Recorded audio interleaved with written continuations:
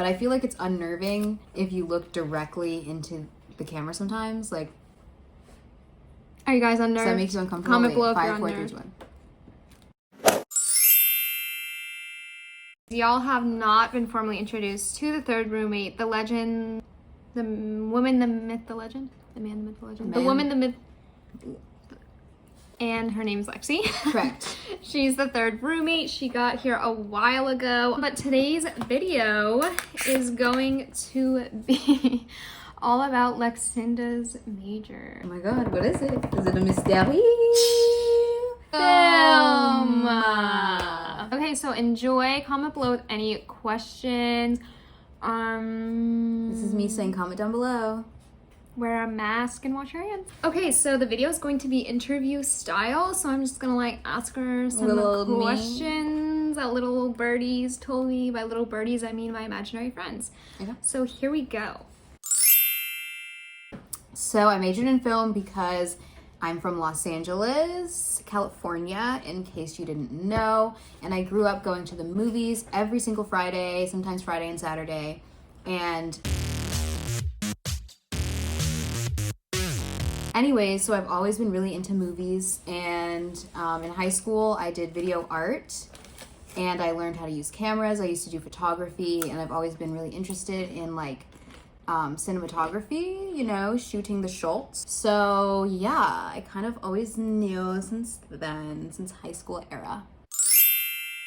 I double majored in film studies and political science at Barnard. Why did I double major? I knew I wanted to do not only film, and I wasn't even sure. I thought I might do like a film minor. I really enjoyed taking the film classes that I took like freshman year. So I decided to do political science as well because I'm interested in future in entertainment law. So I felt like political science and film studies together would give me a good background and like also balance out my political science courses, which it did. I know a lot of people that only majored in film. There's nothing wrong with that. I think a lot of people, though, that have the film major are double majors. Honestly, the film major is a lot more work than you would expect it to be. Like, honestly, I found the required course load to be more than my political science major. So it's like not necessarily easy to double major in, and it is a lot of courses. If you want to just do the film major, I think that's a completely valid decision and like kind of a smart decision because it is a lot of work to completely double major in something else. Like it is a lot of work and a lot of depending on your major, a lot of non-overlapping courses. So like it really is like two completely different subjects. I just decided not to major in it only because I knew that like I wanted to go to law school. So I was just thinking about that in the back of my mind. A lot of the people that I know that have graduated with only a film major, I say most people do internships like and try to intern with like film production companies or even like places like the New York Times or like journalism or like other publications will have like free internships like where they don't pay you. Unpaid internships is kind of what you have to do like starting in undergrad, and you can work for like really reputable companies and do the video division of that company. So like I feel like people try to like only think of like Netflix or like HBO or like a specific TV program, but like everything now has video components to it, especially if you want to be like learning the camera or like you know how to edit. So like there's opportunities with like so many different companies and like departments that want to make video content. So I feel like most people do that. There's a lot of like freelancing that people do, like making videos here and there for friends. It's a lot of like networking as well. I feel like the film industry in general is super networky. So like working with kids at like NYU Tisch or the film schools in New York is what a lot of people do to build up their like portfolio and their reel. And then after college, honestly, a lot of people I know went to film school and are either getting their MFA in film studies or went to law school or some people are working for like entertainment companies and like talent agencies. I feel like most of the time people start out at a talent agency if you want to go like straight to the path, you know what I mean? So I think my parents kind of always knew that I would want to study film in some capacity, but they also always knew that I'd probably go to law school. So like for my undergrad degree, they weren't as, because I think the basic point, you know what I'm going for, is that it's an artistic major. It's an art major. Yeah. So like people are like, that's going to be hard to find a job, which it is. People are like, what practical skills are you learning? Blah, blah, blah, blah. How are you going to get, you know, if you don't go to grad school, like what are you going to do? How are you going to start out? It's all about connections. You don't live in LA. Are you going to move there? If you don't live there, have any connection there, that's a big thing. And that's something a lot of people talk about. I mentioned that I'm from there, so that hasn't been like a big thing for me, but a lot of people that I know that are film majors from the East Coast have like grappled with most of the jobs are in LA and being like, do I have to relocate? And a lot of them do relocate. And we live in NYC, so I'd never think that. I know. There are a lot of opportunities here. Like, I'd say it's the second most, other than like maybe the South, like Atlanta. A lot of YouTubers hire editors and stuff like that. So a lot of jobs like that, like freelance jobs and like week's notice, like helping out on set kind of things are in LA. So a lot of people do move to LA or consider moving to LA after like looking at how difficult the job market is, because there is a lot of opportunities to make video content for people, but these companies don't want to pay you. And they're like, oh, you're a college student, you want experience, and like young people can edit and like use computers, so like you're going to be making not a lot of money. I feel like once you build out your resume, like you'll get more opportunities, so you won't have to work for free.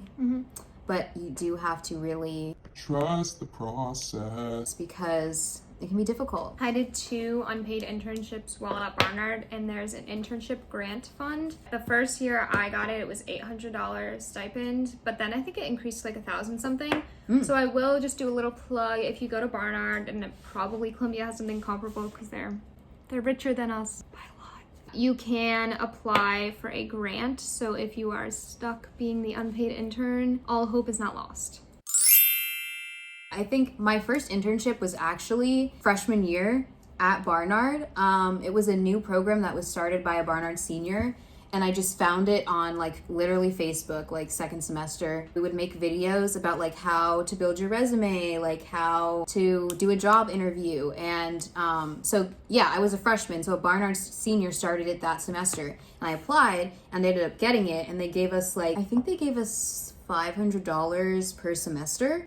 And then after that sophomore year, I did an internship abroad. It was supposed to be kind of like an administrative job at a film production company in England. I went there, and it just so happened that the film didn't wrap by the time that I was supposed to come there. It was supposed to already be done, but they weren't done shooting. So I ended up having to go on set, like on location in like rural England. And I got to like be on set with everyone for like 2 or 3 weeks. Did you like, see anybody famous? No, it was like an indie production. It hasn't come out yet, but look out for The Drifters. It's called, I think it's coming out this year. Yeah, so I got to be on set, which was completely unexpected, but that's also something that you should look out for if you're interested in film. Like things like that can totally happen. Like the film didn't wrap, we didn't get this shot, like, and you have to end up doing something that you completely did not expect to be doing. So yeah, I worked on set a little bit, which was really cool because I got to add that to my resume as well. Editing, I did a lot of editing for them. So that was my sophomore year summer. So the summer between sophomore and junior year. Yeah.